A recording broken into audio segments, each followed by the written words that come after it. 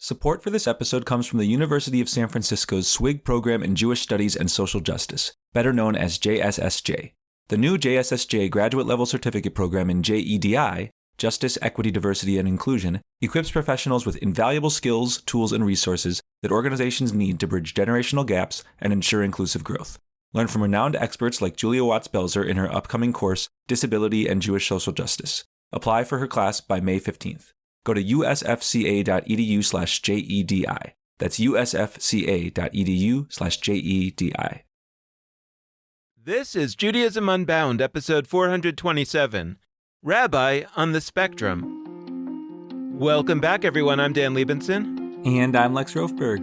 And today we're returning to our series of episodes on Judaism and disability with our guest today, Tzemah Yoreh, a returning guest. He's a prolific writer who's a rabbi in the humanistic Judaism movement and an intellectual leader of that movement. Tzemah Yoreh's most recent book, So Compassionate It Hurts, My Life as a Rabbi on the Spectrum, shares his personal journey of being a rabbi on the autism spectrum. Before we get started, we just want to let you know that our newest 3-week Anya Shiva classes start in just 2 weeks. There's some great ones. So be sure to visit judaismunbound.com/classes to learn more and register. And also know that we don't want cost to be a barrier. So there's an easy way to apply for financial aid if the cost of these classes isn't affordable for you. Now, we took a quick break from this series on disability Torah for a conversation about Passover and an interview with Hadar Cohen about her upcoming mini-course. So we're excited to pick things back up where we left them a few weeks ago after we spoke with Julia Watts-Belzer and Lauren Tuckman. So just a few more words of introduction for our guest today.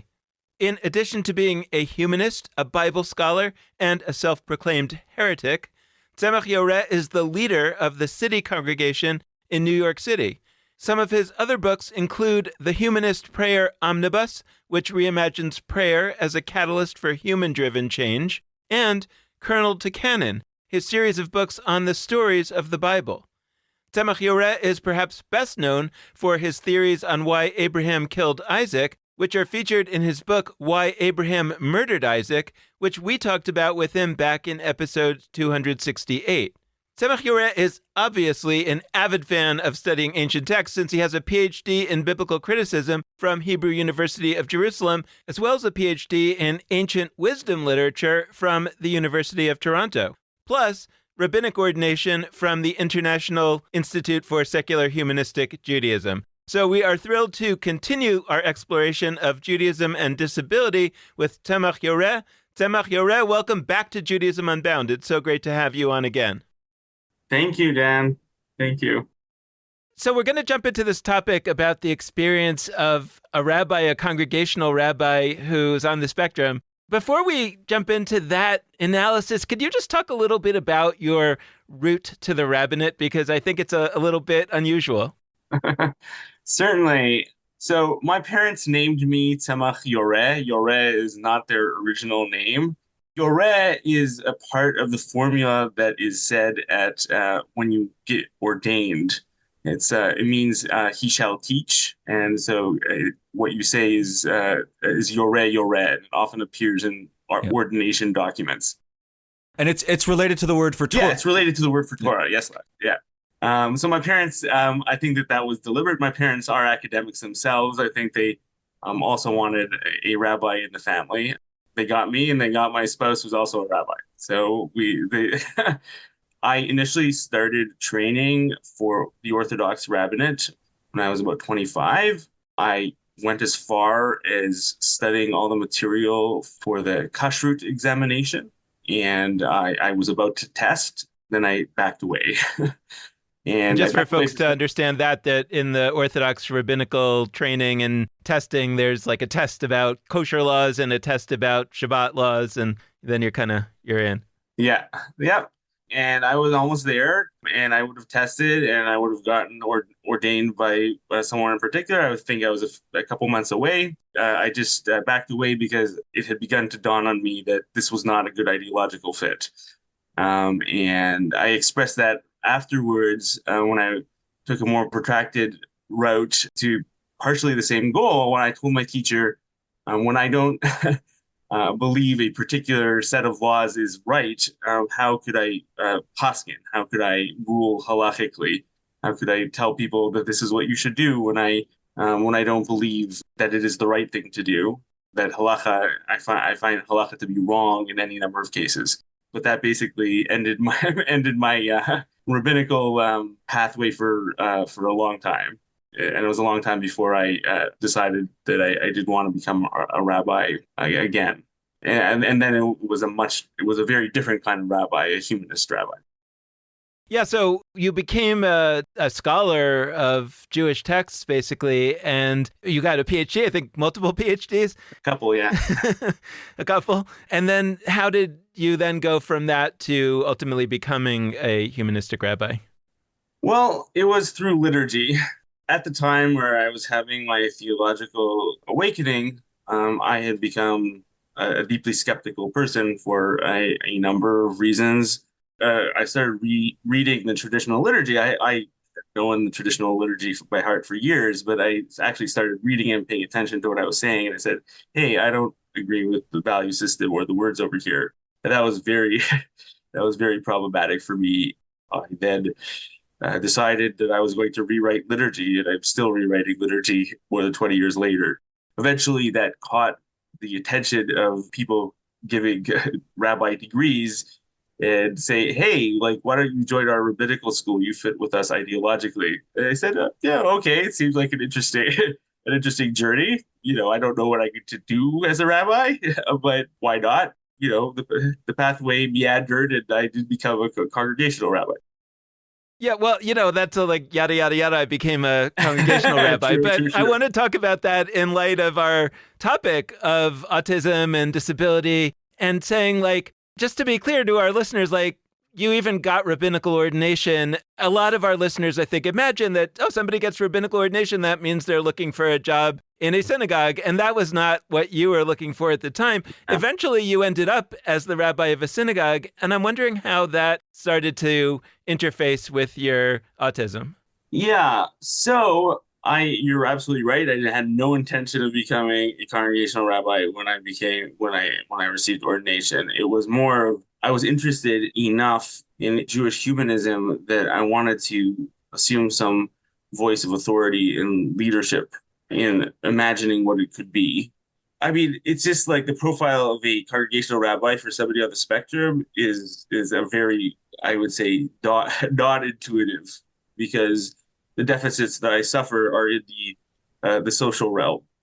Meaning, I find it harder to understand social dynamics. I find it hard to make small talk, and so that it's just not an intuitive path. And I never thought of it as an intuitive path for me. I had as a lot of people my age discovered I was on the spectrum. I would say through the reading of biographies and autobiographies, and said this really fits my profile.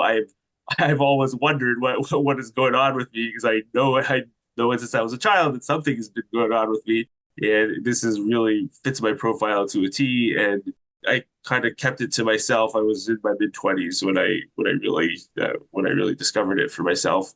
I kept it to myself. I mainly thought it was like, it's a curiosity, because I had navigated life without recourse to some of the resources available to autistic individuals. And I said I could continue to do that. So so it was really completely not intuitive.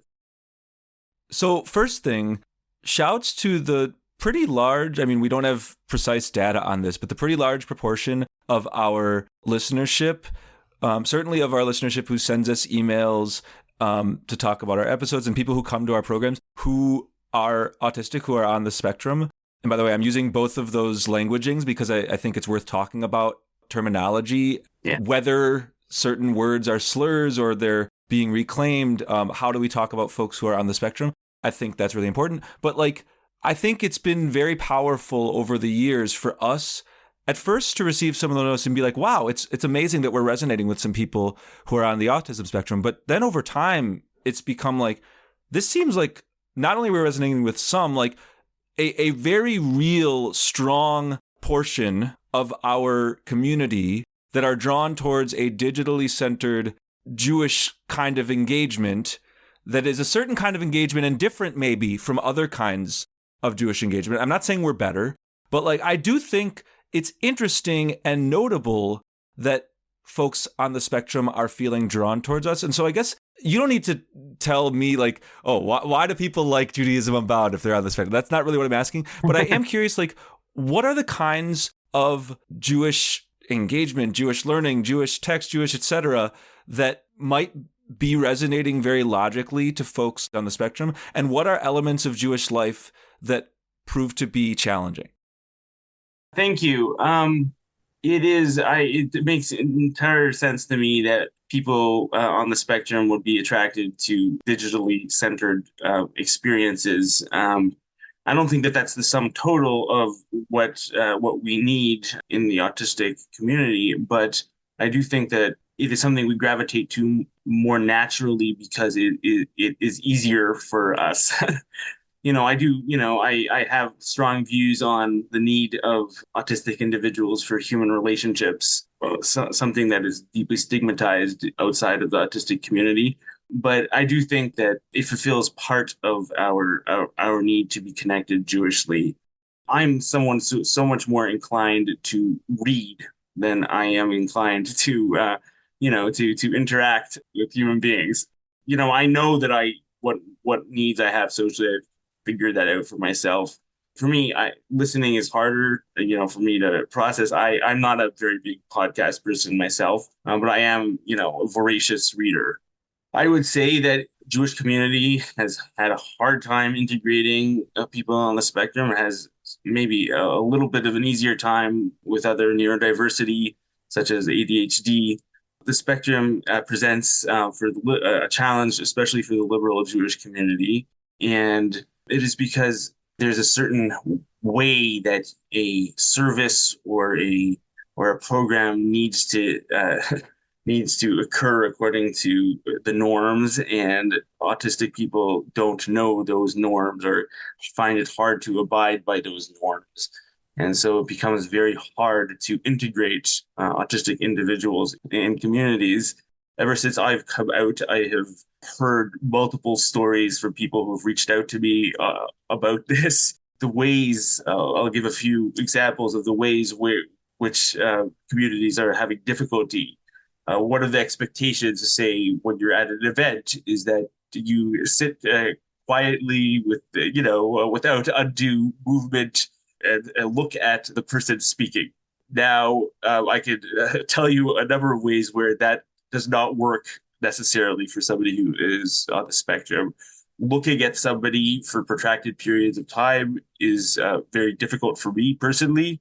And, that's why I love Zoom, because I don't have to look into your eyes, Lex, or your eyes, Dad. I can look at my screen, and I could hear you, but your behavior is then immediately labeled as odd. If you turn your head to the side, your demeanor is seen as odd, and then people look at you differently and become uncomfortable with you. And then there's the added behavior called stimming. Stimming is hand movements, repetitive hand movements, repetitive feet movements, repetitive body movements that help regulate somebody, people on the spectrum. And I can tell you from personal and painful experience that I have squashed those in myself, because my parents told me you're never going to get a job if you can't control your hands, because they noticed my hand movements. But I can tell you that helps regulate somebody on the spectrum. But if you have somebody who is moving their hands around repetitively, it looks very weird to others, and people stare at them. And then there is the inability to modulate one's voice correctly. So often autistic people will sound emotionless or loud to people not on the spectrum. I tend to speak louder than I need to, and so that also labels you as odd, and then you are pushed out of spaces, all kinds of spaces, classrooms, sanctuaries, activities, especially when you're not an adult and have not learned how to tone down those behaviors. And that's a process a lot of autistic people go through, very painful process. it is even more pronounced, meaning especially where we lose a lot of youth who have not learned how to mask their behaviors adequately to fit in. So I want to sort of anticipate a direction that I think some listeners could be going, which is, but Tzemach, but Judaism Unbound. If you walk into a room of traditional, and by that I mean traditional Orthodox, usually, Jewish prayer, you could argue there is a lot of stimming. There's like this notion of shuckling. There's sort of a body movement repetitively that I think both consciously and subconsciously tends to be, I would say, at least more normative in some spaces than I find in like generalized not Jewish spaces. And so like on the one hand, cool, right? Like that's good. And I like even me, I don't spend a lot of time in Orthodox spaces, but I do think that more and more, even in my own lifetime, I think in progressive Jewish spaces that I spend time in, my tendencies, because I actually move my body a lot, move my hands a lot in a lot of elements of my life. I think there are ways in which that even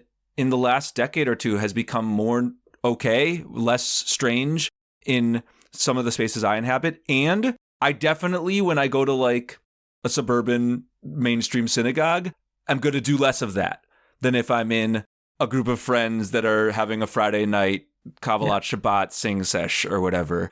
I wanted to float that because I think there could be some people that are like, no, wait, like, isn't Judaism great at this? And I'm curious if there's some element where that might be true to a degree and also ways in which it's not the whole story. Yeah, thank you, Lex. That is a very good point. I have been in a younger part of my life in Orthodox spaces, and I would say that they integrate autistic people better, because movement during prayer is encouraged, shuckling. I can say that it was calmer for me. I was a shuckler. I'm no longer a shuckler, but I was a shuckler when I was in Orthodox spaces in my youth. I remember it was the rocking was calming for me, and I enjoyed it. And you are right. I think we are improving. I think society is moving in the right direction, but there are advantages and disadvantages in every type of Jewish community. And I think in particular, I think what one can learn from how to navigate this from Orthodox settings is be freer when it comes to moving our bodies, allowing people to move around. I remember, if we're talking about Orthodox spaces, like whispering and being louder, and that was also more okay than I found in liberal official settings in sanctuaries. People were had their own relationship to prayer, and it wasn't as regulated a one as it as exists in liberal spaces. So I think I think Orthodox communities have a lot to learn from liberal communities as well. I don't think people there's one formula that works for everyone. So I want to go back to what you were talking about earlier in terms of becoming a congregational rabbi, because I think that it's not going to be a surprise to many of our listeners, like what would be the challenges to being a congregational rabbi. And you described some of them in terms of small talk. And I'm curious if you could talk more about, because one of the things that you've written about is how you've been successful as a congregational rabbi. And I would love to hear how you see that story. Yeah, absolutely. So I did not expect to become a congregational rabbi. I became a congregational rabbi in 2018. And I would say that the turning point for me was Yom Kippur 2017, the year before. And I had gone to a service that was stultifying for myself. High holidays are often very, very difficult for me in Orthodox contexts because of the focus on the relationship between God and humanity rather than between human beings. And I've always found that deeply disturbing from the time I was a youth. And I was just walking with a friend, on that afternoon, and I had become a rabbi a few years before. I was walking with a friend, and I was, I voiced out loud, one potential avenue is becoming a congregational rabbi. She'd known me for years, and she was just, she just broke down in laughter. And it wasn't like insulting laughter at all. Like I didn't feel it that way like Tzemah, that's completely absurd because my friends who knew me, the social group who knew me well, knew that I had to be alone. I wasn't good with social dynamics, and the whole idea seemed to her to be entirely absurd. And I kind of like said to myself, well, it planted the seed of, well, why can't I? Meaning, like a dare. I've never really wanted other people's expectations about who I am to govern the pathways I take in life. And I felt that I had good ideas that, could be translated into communal settings, and that I had a lot to contribute liturgically, and I wanted more of a voice that way. And I recognized among the social group, my social group, which included a lot of rabbis, that was a pathway to a stronger voice.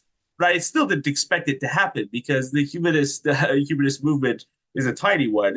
There wasn't a job list. But it did, coincidentally, the rabbi of the congregation that I now serve, he was retiring. And then there was a search in 2018. And I applied for it, not really expecting that I'd get anywhere in my application because of the natural deficits when it comes to like a job that really has a lot to do with social dynamics.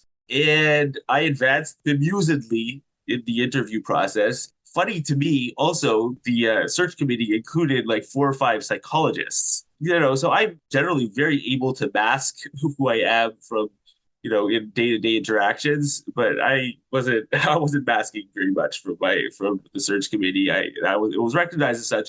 And at that point, I also said to myself, well, I said it out loud that I had recognized it myself, that I've been on the spectrum for years already, and they seemed to think it was okay. I think they wanted a contrast between my predecessor's leadership. He was a very hyper-organized person, and my more non-hierarchical way of running things, which, a little less of a free flow. And so they gave me a chance, recognizing that I would need help in public speaking. I would need help in small talk. I was given a coach in small talking. I could use that. The congregation paid for it, for 6 months to have somebody coach me in how you small talk with people. And I can tell you that it helped. So kudos to my congregation to be forward enough thinking, give somebody with my apparent weaknesses, this kind of job, a chance to thrive and highlight things that that are great strengths I find in myself. So, I don't think many congregations could tolerate that. I've met a couple of other congregational rabbis of the spectrum, but I can tell you that were not open about it. I think they were both diagnosed after they became congregational rabbis. So that's part of the story. So I really want to stick with that. You mentioned that the search committee, they seem to think it was okay that you're on the autism spectrum. And then you were talking about, and it's a great credit to them. And you mentioned that there are some other contexts that maybe couldn't tolerate that. And I'm not saying you intended this to be like a deep, but like, I'm curious about not only this is okay. Like we'll permit this person, even though they're on the spectrum, even though, like I'm getting at the even though word. Despite the fact that somebody's on the spectrum, I mean, we've been talking about this in our unit more broadly. Despite the fact that Moses may have had a speech disability, he was able to overcome this problem and hold a key role in Jewish life, right? Like that's the framing we get a lot of the time. We've been often trying to pivot in a lot of respects, not just on disability, but like, even though this person's a convert, changing that to like, because this person converted to Judaism, like they bring XYZ superpowers. Like, I'd love to hear from you, like, what are the things that search committee, they didn't have to feel like they were tolerating things, but you actually brought Davka specifically incredible strengths that are not separate from being on the spectrum. Like, Can you talk to us a little bit about that? Can you push us and our listeners to think about why this may be a unique service to congregations, but not just congregations? I mean, I'd love to think about this in broader Jewish contexts too, and why those communities that may not, quote unquote, be able to tolerate this, why they should rethink that, both because it's wrong and it's problematic, and because it may actually be missing the ways in which people in your shoes could serve those communities. Thank you very much. Like I said, this is a very astute question, and I have been warring against the despite as well. Even though I think objectively speaking, the despite is in the minds of people on such search committees. Like, if they do go ahead and hire, I think the despite and the even though are in the minds of people. The way I frame it is different. I frame it in my autobiography. One of the big sections in my book are the gifts, meaning I frame it as I bring a different set of gifts than somebody who is neurotypical. Those are my strengths, and I think those strengths are very important. One of those strengths is I am somebody because I am unable to process social cues as well as somebody who is neurotypical. I will take people at face value. I won't, even though I recognize that people are often dissembling, sometimes they're lying, but I find that taking people at face value and then judging them compassionately will ultimately help elevate them, even if they're not totally truthful about the situation or who they are. That is one gift. I also do very well with children. I delight in running my Sunday school. I do well with children. I do better with children than I do with adults because children haven't, children are truth tellers, haven't learned, truth tellers. Not that they don't lie. I have 4 kids. They lie, but their ability to dissemble is not as is not as great as somebody as an adult. And so I do naturally. My best age group is preschool children. I also recognizing difference. Since I am different and I have known about my difference since I've been a child, I didn't have the words as a child. Age 6, 7, I recognized something about the way I'm processing the world is different than other people. So I recognize the difficulties in being different. And I think that it is in a society that values diversity, I'm fairly radically diverse. Like I don't disqualify people because of this or that. So it's just not in my nature. It's just like fundamentally I can't because I recognize in myself that I'm different. So those are just a couple of things that I feel that I bring. And so, I think people feel that I when I do talk to people, I think people feel that I listen to them and don't judge them as somebody, else who forms impressions better would judge. Others, even if you want to be somebody who is radically inclusive, as a neurotypical person, you're going to have these unconscious ways of dismissing people. And I can't dismiss. I'm equally uncomfortable with somebody who is neurotypical and somebody who is also neuroatypical. And so it's just not for me that I will treat those people the same way, whereas somebody who is neurotypical may, let some unconscious dismissal, affect their behavior towards somebody, and people can tell. I know that was people have told me not in those particular words, but have told me that kind of thing. So I really want to think a little bit about the side of this that goes back to your congregation and the ways that they took that step to connect you with the small talk coach. I mean, that's cool, but also my hope, and you could tell me if this has happened, is that in addition to the small talk coach that helps you adjust your small talking to meet the needs of the community, my hope is also that your community understands that it may benefit you and the entirety of the community, that for other neurodiverse people, for other people generally, for them to be thinking about how they are interacting with one another and how they might shift it to meet where you and others are as well. Not because they need to shift things so that stuff doesn't work for folks who are neurotypical. I think just in general, when you think about those who are treated as less normative and you create spaces that work for them, it tends to benefit everybody and not just that smaller group. And I want to, for an example, praise my own summer camp cabin. It was a Jewish summer camp. I remember my first day of summer camp in 6th grade. We were having our first day camp and a lot of things weren't going well. There was a new camper in our cabin, new in the sense that he hadn't been going in previous years. A lot of people were returning from previous summers. And the getting to know you activities, even the like swimming tests, all the things you do on the first day, there were a lot of issues popping up. Yeah. And our initial response as 6th grade boys was not super great. And we were like, this new camper is like kind of weird. And like, what's going on?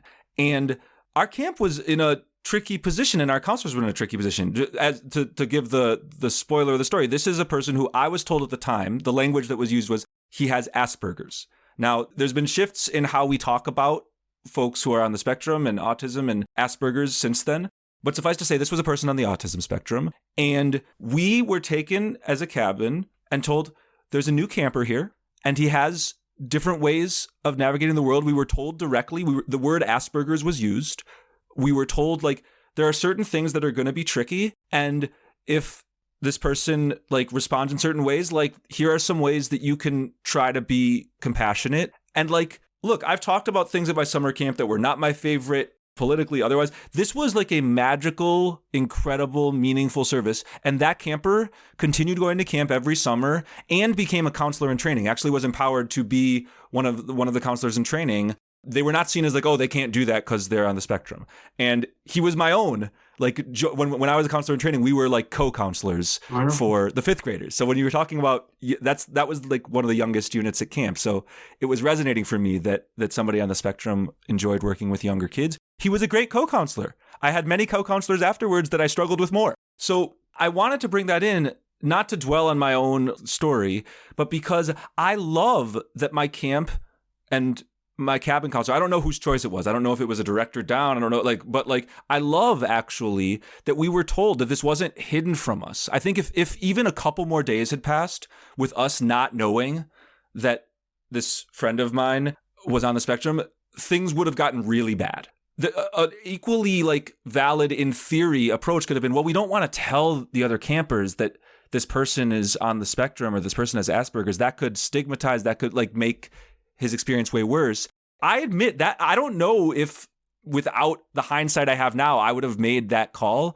So like, I'm curious if we can just think about that question of like, how do we not only ask the yous of the world to change to fit our circumstances, but how can we create communities that are thoughtful about this and compassionate in the way that that camp counselor of mine helped us to be? That was the right way to navigate that. And I feel that was very forward thinking. I imagine some years have passed. And I encountered other examples in schools of people that I know where they are open and very open. This person is neurodiverse in this way, and they will do this, and that's okay. And so I think that your counselor was really ahead of his time. That is a common strategy right now. And I appreciate you talking about using the word Asperger's. Asperger's is a very controversial term right now in autism circles because Dr. Asperger had ties to Nazism. For me, that is the term that I learned who I was through that term. It was that was the term that was used, in the very early 2000s when I realized who I was. So for me, that's how I thought of myself. I don't use that term anymore because I recognize that it's a difficult term, and I don't think we need that term. I prefer like we were talking about terminology earlier. I prefer on the spectrum because I have a child on the spectrum. He's on I prefer speaking about bands of the spectrum. He's on a deeper band of the spectrum that doesn't really, it's non-judgmental. It's not, it's not on the spectrum. Art is not a stigmatized term. I don't know. Maybe it is, but that I don't know. But I feel that it is of the terms available to us the least stigmatized right now. As society grows more aware of neurodivergencies, being open about having a neurodivergency allows people to label in their minds certain behaviors and then not see them as weird or stigmatize them.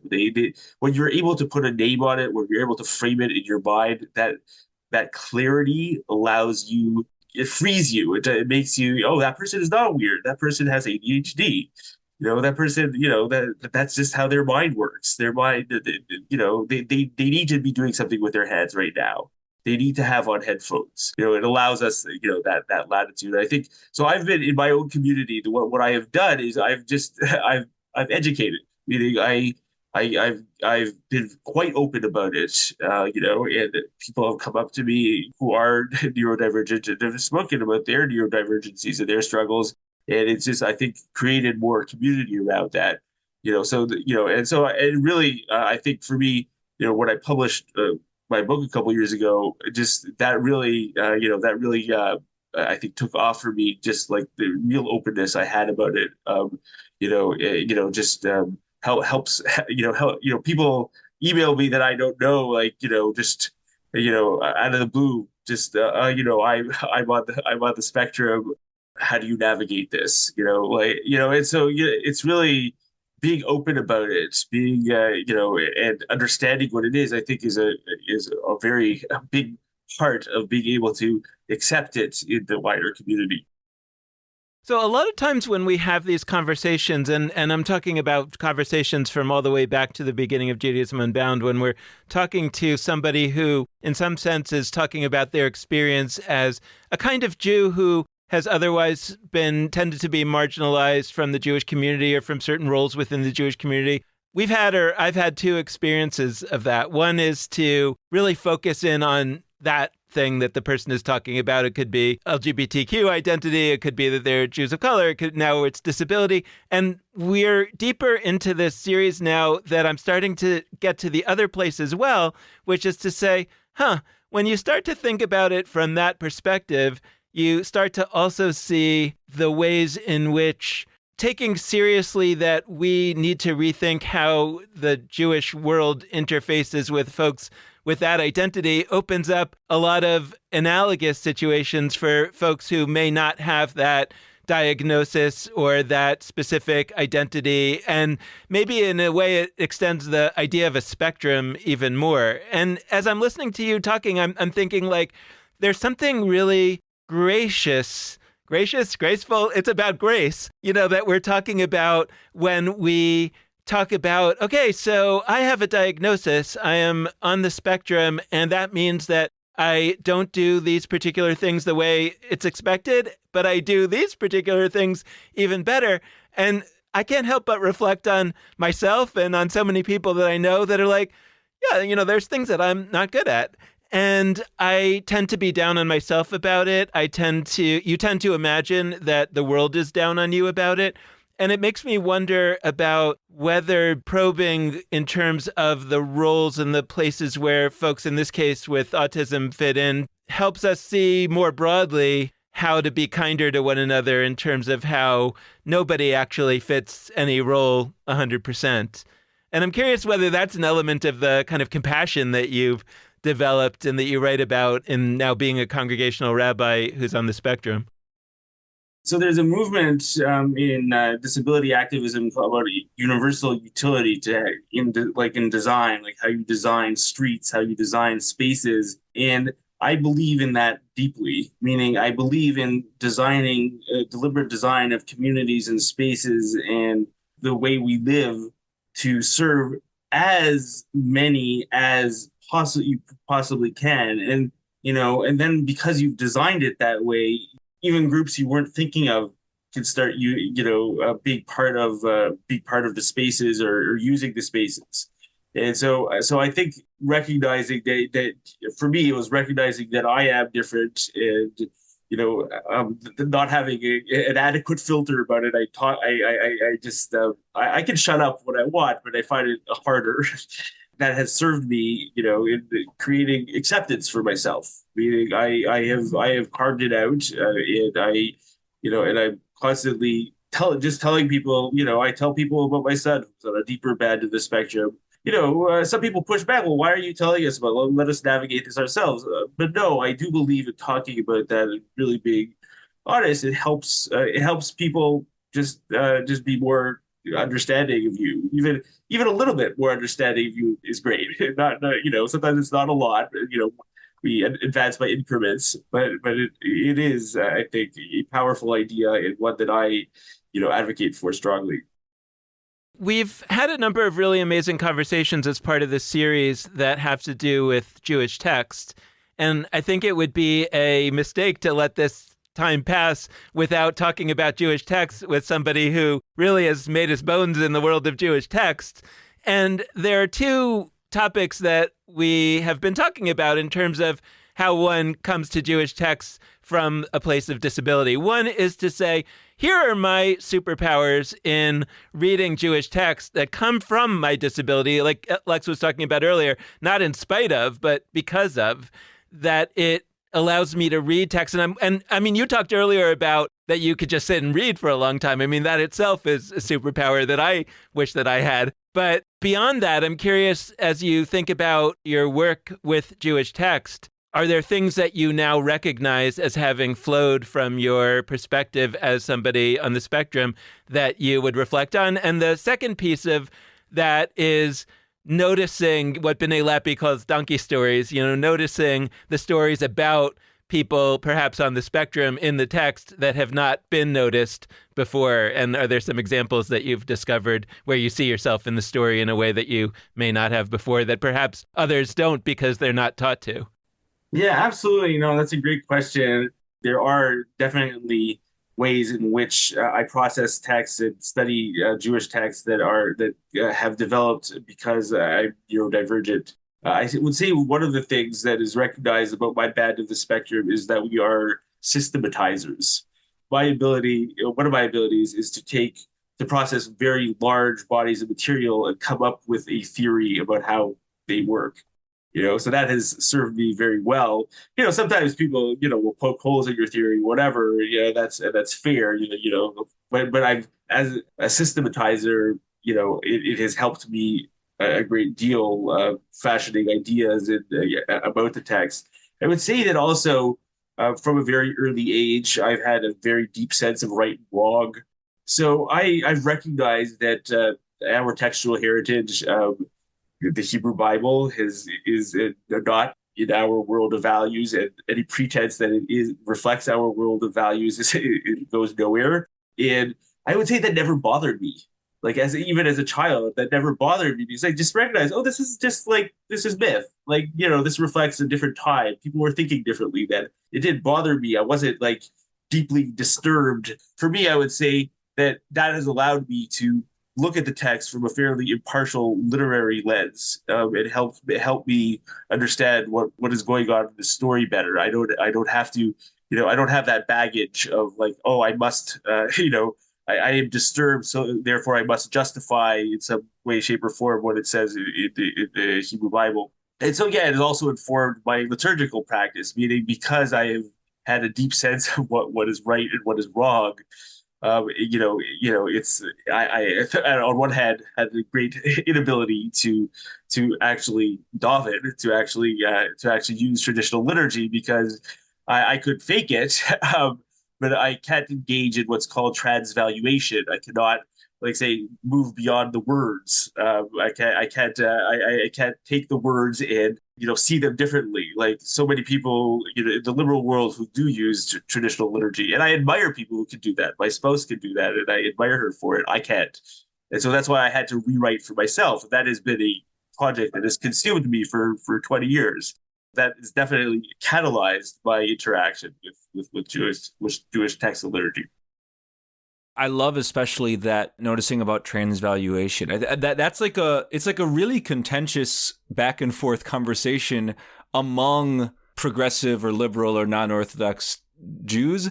Is it important that we keep sort of the classic text or the classic ritual but reinterpret it versus is it important that we change the classic text or ritual to fit what our values are? Like that's a really layered and not easy at all conversation. I have had a lot of versions of it, and I have not experienced somebody bringing in the intersection of folks on the spectrum. And I think it's not that that's like an automatic veto that makes the conversation end and now we've solved it. I do think that it would be very important for us to consider that in our conversations about the ways in which we do or don't metaphorize or allegorize or reinterpret texts. The other question I had is still on this thread with Jewish text. The donkey stories thing that Dan talked about. I mean, there are forms of physical disability. There are forms of more visible disabilities where, I mean, we had a beautiful conversation with Lauren Tuckman, who is an incredible blind rabbi, and she spoke about how powerful it is to engage with certain stories. I mean, some of them are very painful, but with certain stories in the Talmud that name blind rabbis, for example. We can't look at Talmud or at Torah and say, like, there's a rabbi on the spectrum. The text says that they have autism. That's not something that we have in, like, ancient or even modern, until, like, very recently, Jewish tradition. That doesn't mean, of course, that there have never been rabbis or other Jews that are important and awesome that are on the spectrum. Like, there certainly were. We didn't have ways of communicating that, and our texts didn't notice those folks in a loud, visible, like, articulated way. I'm curious to reflect on how that can inform our ways of navigating this. Like, one muscle we like to exercise in, like, arguing for empowerment of marginalized groups is to say, see, we have a text from 2,500 years ago that shows these people exist and that shows that we should respect them. That is a limited strategy. It doesn't always work. And so I'm curious, I mean, by the way, push back on me. Like, maybe there are ways in which I'm just not noticing something about these texts that we could use in that way. But I'm also curious, like, how would you reflect on the ways that we might think about our Jewish tradition and how we wield it, given that we can't necessarily use it in the same way as we might to empower folks who are marginalized in other ways? Yeah. No, it's a great point, Lex. It is. I don't think that strategy, that visibility, necessarily is a great strategy when it comes to ancient texts. Ancient texts are selective. They've been culled. Things that don't exactly fit are not there. I come to it from understanding those limitations on our textual tradition. So there's nobody on that's on the spectrum. I could point to stories that show behaviors that are spectrum-like, but I'm not going to. I don't think that is necessarily a great strategy. I think some people enjoy doing that, and really power to them. Meaning, like, I don't have any objection to that. Great. I mean, visibility does give people comfort, and I don't think that is a full strategy of to acknowledge progress is important. There is no visibility because it was not recognized as such in the ancient world. That is okay to say. It does not mean it didn't exist. And, just because there's nobody on the spectrum or, with ADHD or something that is reflected, really as a whole in the Jewish text doesn't particularly bother me. I know it bothers other people, and I don't want to, devalue that, but for me, it's never bothered me because because of the deep recognition that the texts do not reflect who I am. I'm a person who is living in the 21st century with a value system that is very informed by humanism and universalism. Torah, with its great beauty, is not that. So breaking the fourth wall a little bit in, like, my own sort of pre-research for this conversation that I do for, like, every episode, I read some of your amazing public-facing articles about this. And a few of the pieces that you've written in the last few years have reflected not only on your own relationship with being a rabbi on the spectrum, but with parenting a child who is on the spectrum. And as you said before, maybe a different band of the spectrum than you are. And I also noticed, like, and you could tell me this is wrong, like, I noticed that, like, it's been a certain period of the past few years where you've done a lot of writing publicly about this, and it might be because you became a congregational rabbi, but, like, it coincides with shortly after you were parenting this child. And so I don't want to be presumptuous. I don't want to, like, tell you the reason why you've been taking these public actions or whatever, but, like, I was curious if part of what has called you to do this advocacy, this on some level, like, self-advocacy, and also advocacy for your own child and for the world of people that are on the autism spectrum in Jewish life and beyond. Like, I'm curious how this intersects with your journey parenting somebody who's on the spectrum.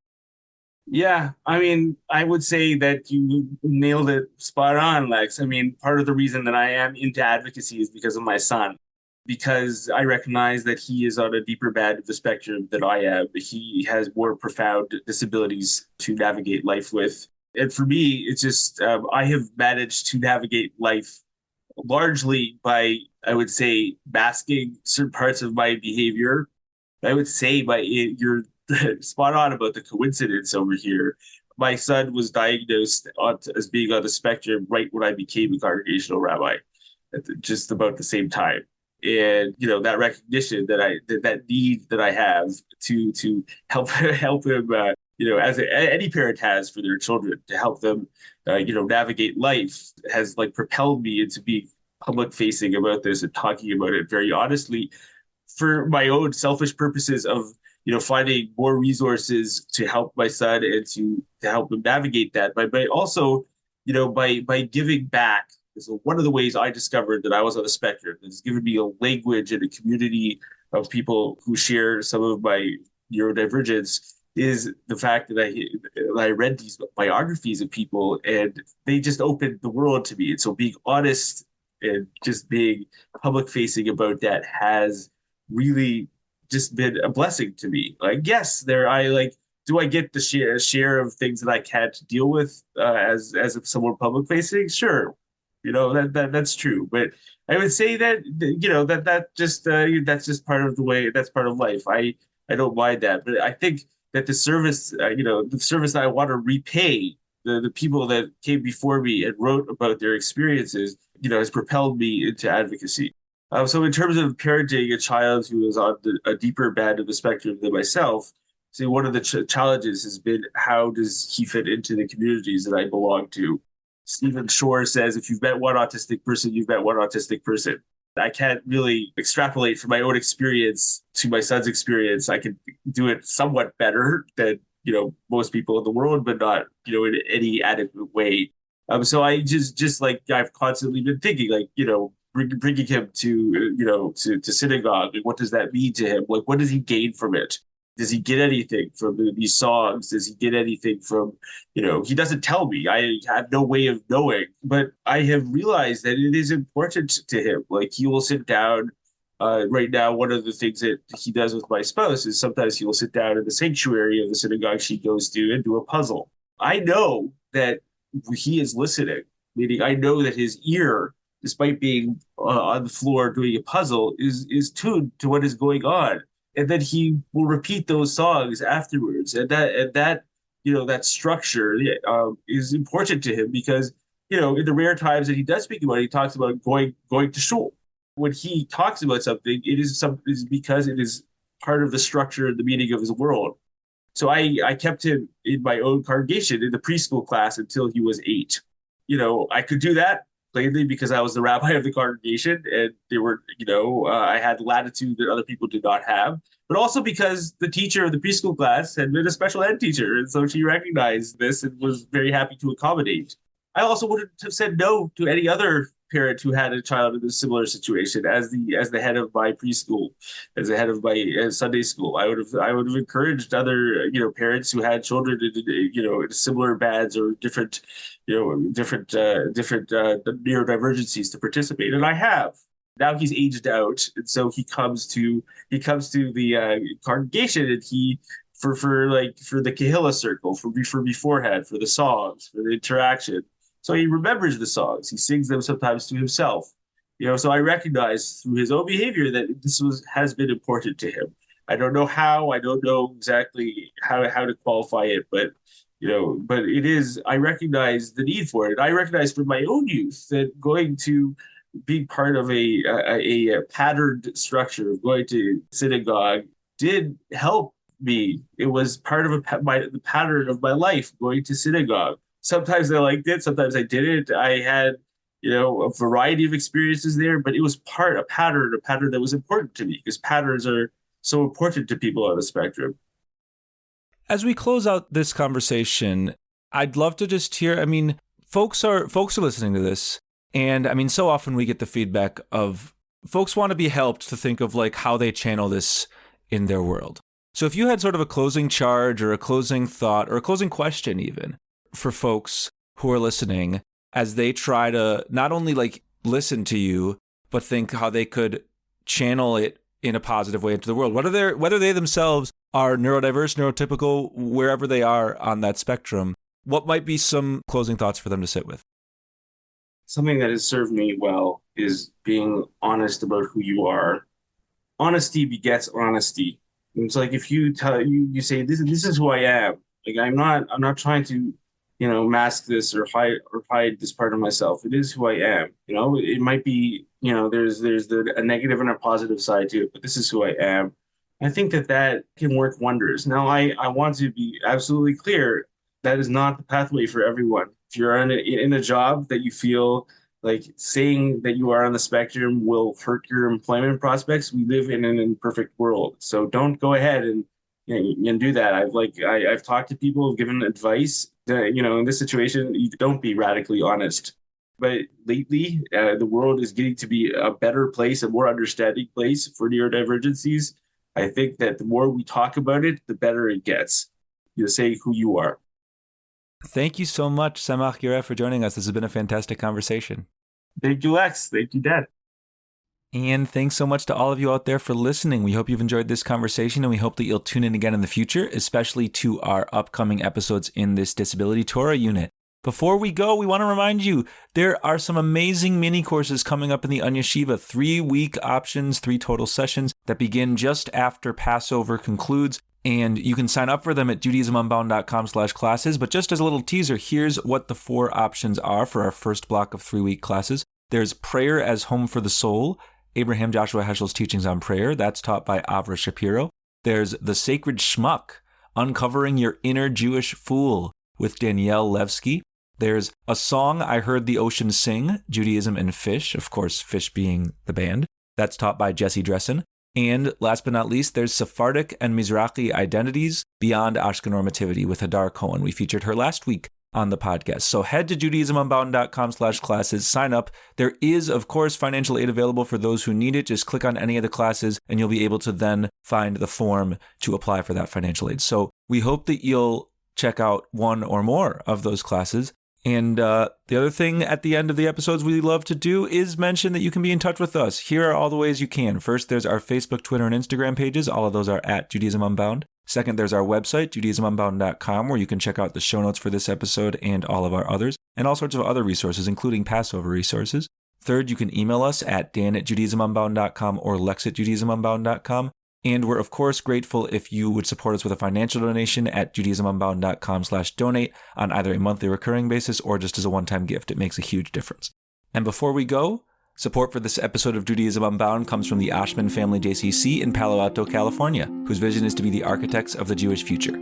The Ashman Family JCC empowers you to experience Jewish paths toward a life of joy, purpose, and meaning through innovative Jewish learning and wellness programs, community building, and initiatives to develop the next generation of Jewish leaders. Learn more at www.paloaltojcc.org. And with that, this has been Judaism Unbound.